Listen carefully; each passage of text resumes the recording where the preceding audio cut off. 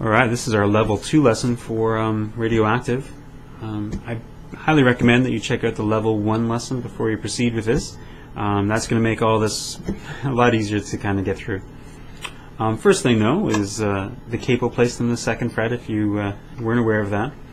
And we're going to tackle the introduction where I play some arpeggios over a chord progression of A minor, C, G, returning to A minor. So here we got some pulls with my 2nd finger from the 2nd fret on string 3. There's also going to be some hammers on this string as well. So we have a phrase that kind of repeats itself over the chords. So we started with a pull, back up to my 1st fret there, and then we're going to do a hammer, and then up to the 3rd fret where I play my 4th finger. Now with that, my thumb plays open string number 5 with the 1st note, then all on its own, just prior to the hammer. We're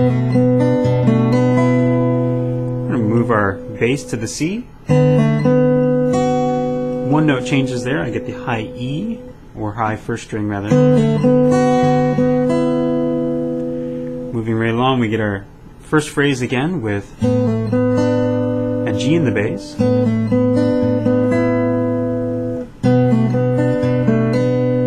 And our final phrase seems like we're going to begin again, but we just finished with the hammer.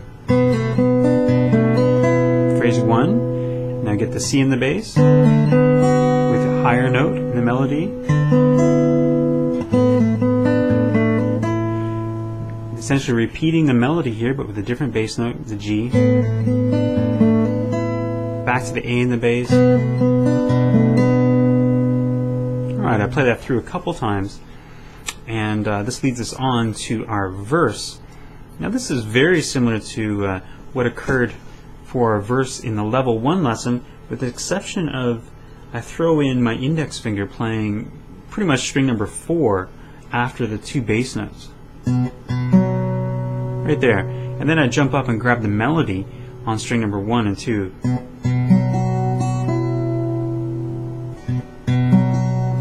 I do the same thing over my C, over the G, and if you're not familiar with this melody, it's the open to my 4th finger playing the 3rd fret there. Got the A in the bass, C in the bass, now G in the bass. Index finger again grabbing that quick 4th string.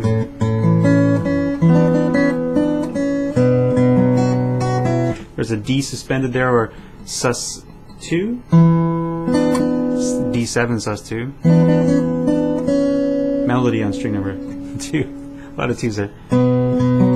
Starting again, but this time the melody over the C chord is going to be string number 3. We have a pause and we roll through that again. The B verse in our transcription is pretty much exactly the same, just a little different.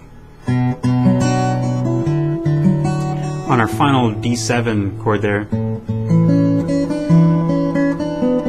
just a different melody really. We got the open string to our 1st fret, ending on that 2nd fret. Alright, moving us now into the chorus. Where I begin with an A minor chord, way up here in the 5th fret using a bar, and my 3rd finger is playing the 7th fret on string number 4. More of a strumming style at this point.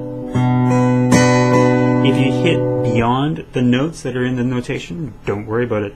Or if you hit, you only hit 2 strings as opposed to 3, it's not really too much of a big deal. You just want to strum your way through. So to make the reading as easy as possible, I really did put a lot of emphasis on here's the melody within this measure, and you're strumming the chord. Like I didn't put in all the, like say for example that I hit 4 strings. Sometimes you might only see the melody above all that. So on our C chord, our melody's 3-3-0. Strum your way through. And same thing with the G. Grab a G grip and strum your way through it to the D. onto our A minor. This is where our fourth finger is going to help out a lot. Coming down on our upstrokes on the 3rd fret, string number 2. To our C. And this is a chicory measure here where I bring that 4th finger down, but then my 2nd finger drops for the melody on string number 3 there. Repeating our theme over the G chord. Into a D7/F sharp where we pretty much just play the notes within the grip. And again, a strumming style with our A minor. There's our melody. Our bass note starts open, but I strum my way through that. Melody way up here on the G chord. Strumming up and down strokes the entire time. 1 and 2 and 3.